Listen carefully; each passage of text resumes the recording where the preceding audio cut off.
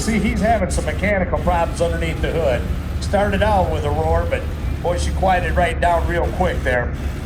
Don't know if it's the Charger giving him fits or what's going on, but he's definitely got some work to do on it. He knows it. Like I said, this is the only way you can test these tractors is get them out on the track and do what they're supposed to do, and that's go down to 300-foot pull-and strip. So we'll have a measurement on him. Dave Mandrick will be the final competitor up out of Monroeville, Ohio. The Red Devil coming up next.